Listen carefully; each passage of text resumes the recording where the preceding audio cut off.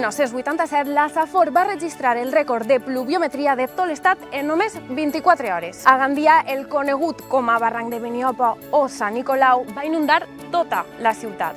Davant l'escenari d'emergència climàtica al que s'enfrontem, es desconeix si podem tornar a viure una situació igual, però per a mitigar les conseqüències futures naix el projecte de renaturalització i prevenció d'inundacions del barranc de Beniopa.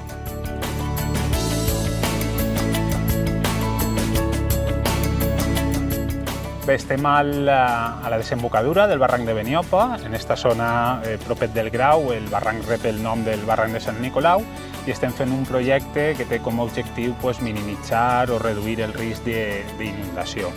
El projecte té tot un àmbit des de la ciutat de Gandia fins ací i ens trobem en la zona de desembocadura, que el barranc està un poquet més encaixonat. Estem fent tasques d'eliminació de la vegetació.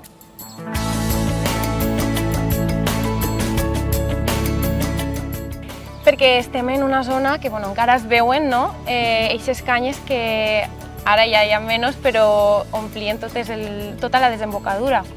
Sí, tot el barranc, de fet, des de que deixem la ciutat, des del polígon Alcodar, tota la zona agrícola fins que arribara al Grau, estava pràcticament envaït el que és el llit del riu de Canyes i les riberes del riu.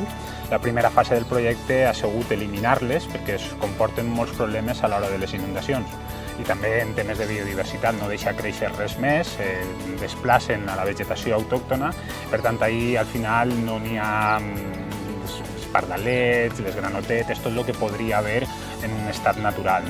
Per tant, en aquesta primera fase se tracta d'eliminar absolutament aquestes canyes en un tractor, en desbrossadores, mitjançant ferramenta, maquinària, diguem, pesada, s'elimina tot això i, com veureu, ja n'hi han col·locades unes lones que són de color negre, que s'han d'instal·lar i han d'estar instal·lades durant uns mesos, entre 10 mesos, 12 mesos, o depenent de com nosaltres veiem la seva evolució, que el que fan és matar, perquè la canya és una espècie que és exòtica, és invasora, a més, rebrota amb moltíssima força. Esta canya és un protocol que, a més, estem fent a tota la ciutat, que el que fa és asfixiar, ofegar l'arrel per a que no et torni a eixir.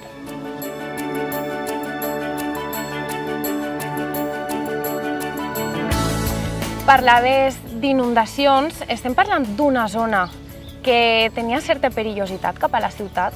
Molta, moltíssima. De fet, he donat compte que aquesta subvenció que ens ha concedit la Fundació Biodiversitat era una subvenció que hem lluitat contra les grans capitals de tot Espanya, s'ha dit, i ens l'han donada precisament perquè el projecte ve a corregir o va intentar minimitzar un problema grandíssim.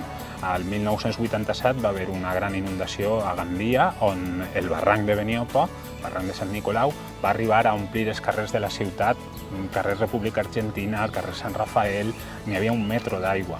Va haver moltíssimes pèrdues, sobretot al poble de Beniopa, on va arrasar completament la vida de moltíssima gent que es van dur totes les seues pertinències.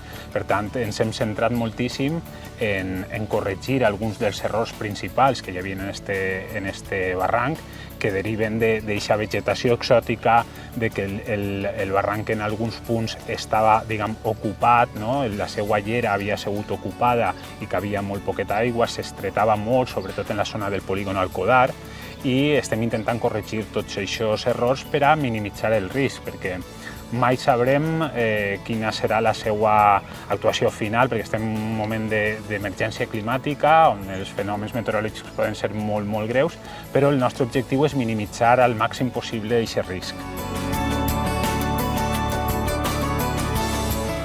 No sabem aquest futur per l'emergència climàtica, però sí sabem com acabarà este projecte. La ciutadania podrà gaudir del barranc de Beniopa, el barranc de Sant Nicolau? Això esperem i és el nostre objectiu. Més enllà de la prevenció de les inundacions, que és el bàsic, tot el que fem des del departament i des de l'Ajuntament sempre va lligat a un ús de la ciutadania, perquè és precís que la gent descobrisca aquest espai. És un espai natural de primer ordre que ha estat molt degradat, estem posant-lo al dia, és una renaturalització i el que volem, evidentment, és que la gent el puga descobrir, passejar. En aquests moments no, perquè ara n'hi ha instal·lades, com vos he dit, aquestes lones que no se poden trepitjar, però a futur, quan estiguen acabades les obres, esta zona en la que estem serà un passeig perquè la gent puga passejar, disfrutar d'aquesta connectivitat entre Gandia i entre el Grau d'una manera al costat d'un barranc, amb vegetació ja com toca, ben replantaet, una espècie de passeig.